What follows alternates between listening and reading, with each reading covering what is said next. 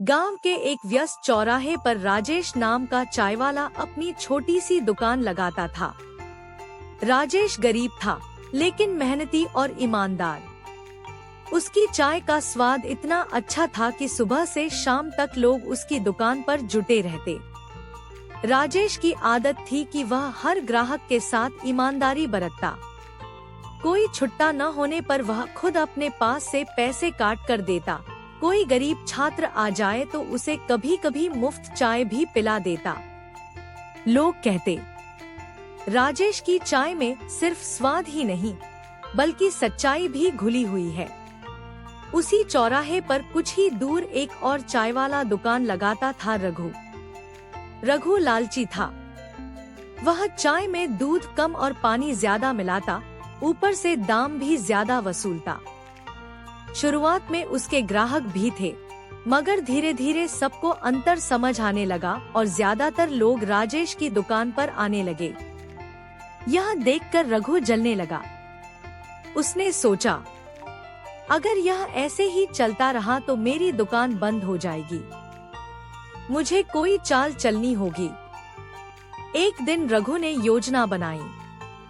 वह रात को राजेश की दुकान पर चुपके से आया और उसमें मिट्टी और धूल डाल दी ताकि सुबह ग्राहकों को लगे कि राजेश गंदगी करता है।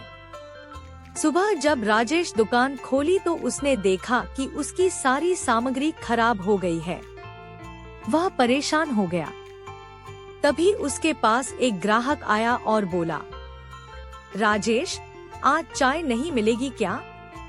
राजेश ने सच बताते हुए कहा, भाई, आज मेरी चाय खराब हो गई है।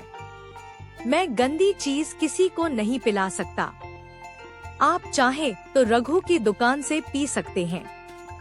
ग्राहक ने सराहना करते हुए कहा, तुम्हारी यही ईमानदारी तुम्हें सबकी नजरों में बड़ा बनाती है।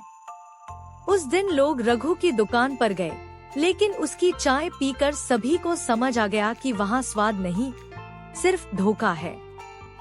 शाम को मोहल्ले के बुजुर्ग और ग्राहक इकट्ठा हुए।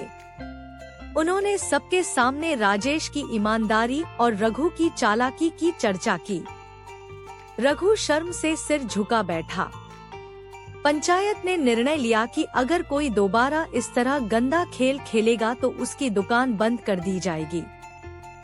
राजेश ने सबको धन्यवाद देते हुए कहा, मैंने हमेशा यही सीखा है कि मेहनत और सच की कमाई ही टिकती है। धोखे से कमाई गई दौलत एक न एक दिन उजागर हो जाती है। उस दिन से राजेश की चाय की दुकान और भी मशहूर हो गई। अब लोग दूर दूर से उसकी ईमानदारी का स्वाद लेने आते। तो दोस्तों, आपने पूरी कहानी देख ही ली।